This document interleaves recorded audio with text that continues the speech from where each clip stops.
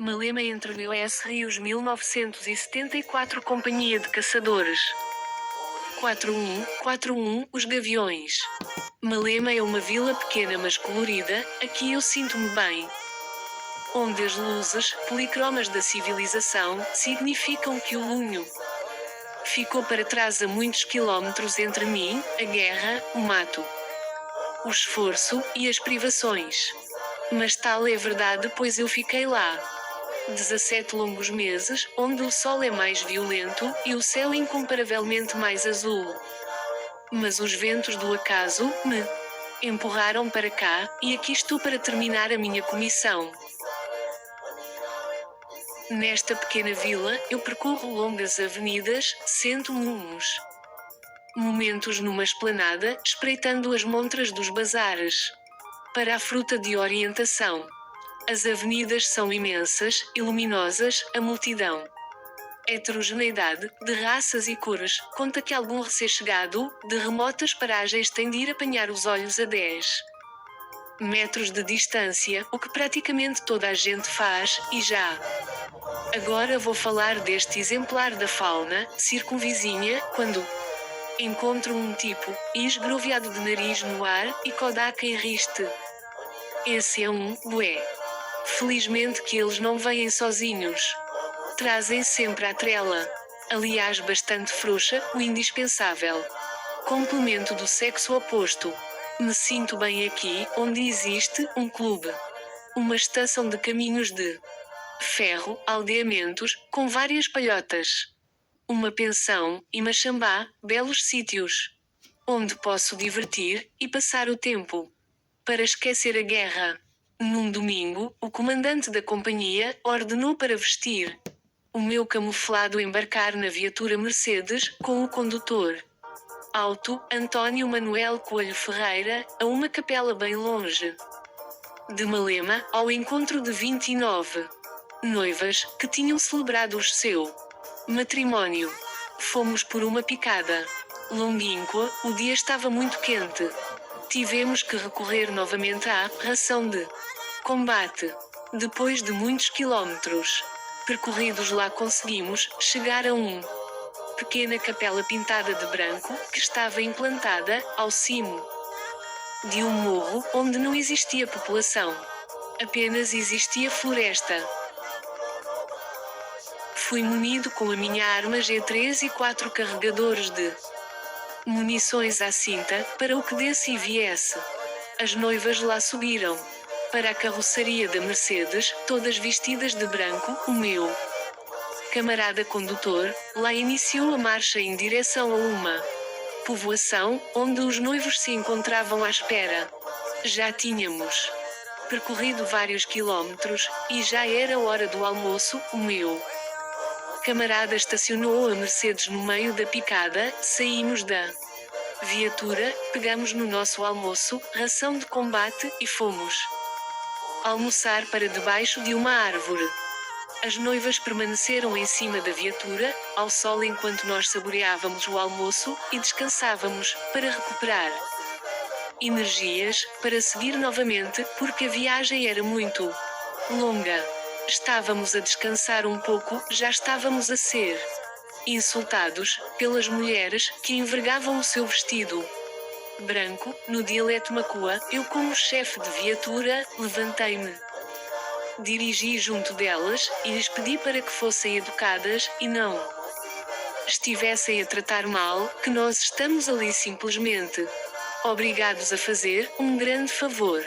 Eu entendi que eram seres humanos, e que estavam com imenso calor, com fome e sede, estavam ansiosas para ir o mais rápido possível, para junto dos seus recém-maridos. Dirigir-me ao meu camarada condutor, dizendo que tínhamos de seguir a marcha para acalmar os ânimos das noivas, que viajavam em cima da nossa viatura.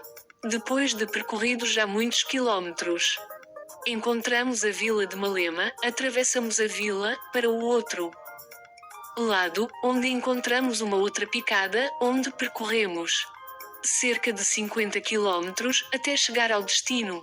Quando Chegamos ao aldeamento, encontramos um homem com bastante idade, era o Régulo, o chefe da povoação, que nos recebeu de braços abertos. O meu camarada condutor alto foi estacionar a viatura junto do recinto, onde estava tudo preparado para o início da festa. Fomos convidados para a cerimônia, comemos belo frango assado na brasa, carne, e bebemos vinho da velha cepa, acompanhado com cerveja. Todas as pessoas de raça negra dançavam batuque. Foi divertido para mim, foi um dia inesquecível. O tempo estava a passar rapidamente, tínhamos que regressar para a nossa unidade militar. Na hora da despedida, fomos saudados e abraçados por toda aquela multidão e pelo chefe do aldeamento, que nos agradeceu. Seguimos para a nossa viatura, porque tínhamos pela frente uma picada longínqua, cerca de 50 quilómetros, para percorrer de regresso à nossa unidade. Já tínhamos percorrido vários quilómetros, encontramos um casal de raça negra, que caminhava pela picada, e nos pediram boleia. O meu camarada condutor me perguntou: damos boleia a esta gente? Eu lhe respondi: tu é que és o condutor. Então o meu camarada Ferreira parou a viatura, lhes deu sinal para eles subir para a carroçaria. Lá continuamos com a marcha, a cerca de uns 20 quilómetros. Lá nos deram sinal para parar, pois já se encontravam junto da sua palhota. O casal, ao descer da viatura, nos convidaram para os acompanhar até a uma pequena Machambá. Foram a um galinheiro, onde tinham boas galinhas e uns bons galos. Nos ofereceram um galo a cada um, em forma de agradecimento. Voltamos para a viatura todos contentes com os galos, pois já tínhamos o jantar garantido. Chegamos ao aquartelamento muito exaustos de uma dura viagem. Fomos colocar os galos num galinheiro, que eu tinha construído. Fui tomar um belo duche, tirei o meu camuflado, vesti a minha roupa civil, fui jantar, depois fui passar o resto do dia até ao clube.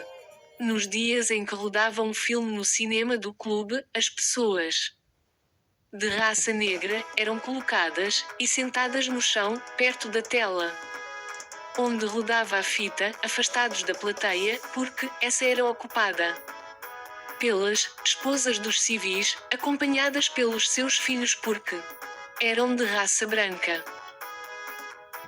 Pois bem, nesse clube e na esplanada, quando há uma espécie de um elemento decorativo tão agradável aos nossos olhos, especialmente se usar e abusar da mini saia, então sim, é completa felicidade, mas se distrai com uma reduzida mini saia, que é o que elas muitas vezes fazem para provocar, é o diabo.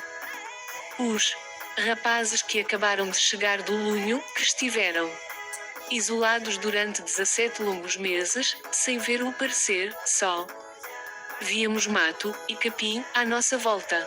Suponho que ficamos elucidados para informações, isto é, eloquente. Isto é, nesta troca de impressões tão demoradas. Os gestos não são bons. Não posso planificar aqui uma coisa em 3 dimensões. Somos jovens e inexperientes, vivemos numa nação totalmente diferente daquela que estamos habituados a viver.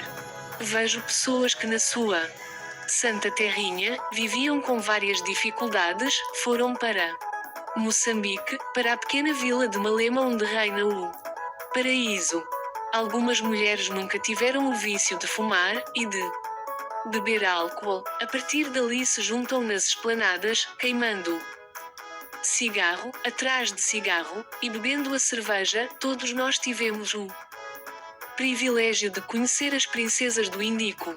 Eram peculiares as mulheres negras de Malema. A sua relação com a tropa tinha os seus quês, à sua maneira, seguindo os seus próprios princípios, e com os cuidados que as suas superstições e temores impunham habituarem-se a conviver com tropas que mudavam a cada rendição. Conosco foram apenas 7 meses, a convivência, e à medida que em nós a imagem de mulher branca se ia desvanecendo, as mulheres negras já achavam natural que, adolescente, quando atingia a idade dos 12 aos 13 anos, não me lembro bem, fosse submetida a um ritual absolutamente estranho de transformar crianças em mulheres adolescentes em ambiente festivo, abrilhantando com danças tribais e cânticos suturais, ao som rítmico, monocórdico e repetitivo do batuque. Uma estranha cerimónia tinha o seu clímax numa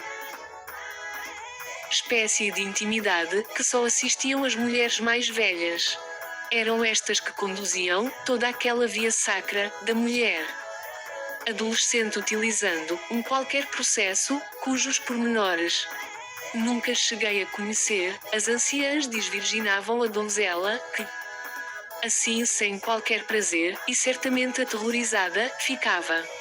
Sendo a tradição, pronta a casalar, perdia a virgindade, e a criança passava a ser uma mulher, passava obrigatoriamente a usar os paramentos que atestavam a sua móvel condição. Colares de miçanga multicolores, artisticamente entrançados, no seu tronco nu, e um estranho mas ao mesmo tempo artístico penteado meticulosamente bem preparado. Andavam assim, por longo tempo, que parecia agradável à vista, mas apenas quando olhada de longe. Vistas as coisas, todas aquelas mulheres despidas de beleza e parcas em atrativos, foram sendo catalogadas as mais jeitosas. Há que chamar-lhes bonitas. Era exagero. Era óbvio entre as nativas negras, com tropas, carentes de afetos, se tiverem em conta que a natalidade era coisa vulgar por aqueles lados. Os muitos putos que circundavam, pelo aldeamento, não era de estranhar que alguns seriam naturalmente descendentes dos tropas que por ali passaram durante o tempo de guerra. A história é farta de exemplos que confirmam que afinal, isso era uma realidade comum a todas as guerras. Um certo dia eu me encontrava na minha caserna, fui chamado à secretaria pelo primeiro cabo escriturário, Pinheiro, coloquei o meu uniforme, bati à porta e o primeiro sargento bizarro me mandou entrar. Ao lado se encontrava o gabinete do capitão, bati à porta, ele me mandou entrar. Ele me ordenou que todos os dias tinha que me apresentar na secretaria, pela 9 horas da manhã, para prestar serviços auxiliares ao primeiro cabo escriturário. O dia chegou, lá me apresentei, me deram uma secretária, com uma máquina de escrever, para eu treinar. Para mim foi bastante complexo, eu nunca tinha visto uma máquina de escrever. O tempo foi passando, eu lá carregava nas teclas, ouvia ao meu lado o segundo sargento Cruz dizendo em tom de brincadeira, se era preciso óleo para olear as teclas. Como eu estava a gostar imenso do que estava a fazer, porque deixei de fazer guardas e reforços. Me esforcei bastante para conseguir aquele local de trabalho. Foi difícil, mas consegui. O capitão, ao aperceber-se que eu já me enquadrava com a máquina de escrever, logo me deu várias tarefas para eu fazer de responsabilidade. Já fazia a escala de serviço do pessoal, me colocou à minha disposição um condutor para ir à estação do caminho de ferro, buscar o correio do pessoal. 23 de junho de 1974. A noite tinha caído, eu fui até ao clube ferroviário para festejar a noite de São João junto da população civil, onde já existia uma grande fogueira acesa, dentro de um assador para assar sardinhas.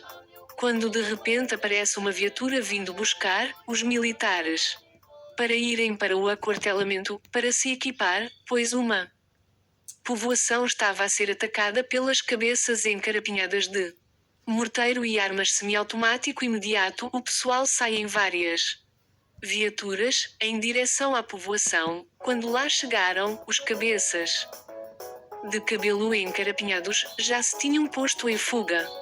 Foi feito o reconhecimento, pois o pessoal já estavam habituados a grande palco de guerra, já nada metia medo.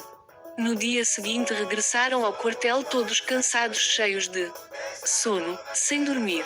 O tempo ia passando, e só nos faltavam 2 meses para regressarmos à metrópole. Fomos surpreendidos pelos nossos camaradas africanos de raça negra, o grupo JI 132, que cumpriram conosco a comissão, se revoltaram contra nós, ameaçando-nos de morte. Pegaram nas suas armas G3 e começaram a disparar por dentro das casernas. Eu me encontrava na enfermaria junto do primeiro cabo Valadares Pereira. Me encontrava sem a minha arma, me escondi debaixo de uma cama da enfermaria. Pensei que a minha vida terminava ali. Não incutiram na sua mente o abandono, pois já se encontravam muito habituados a nós. Foram momentos terríveis.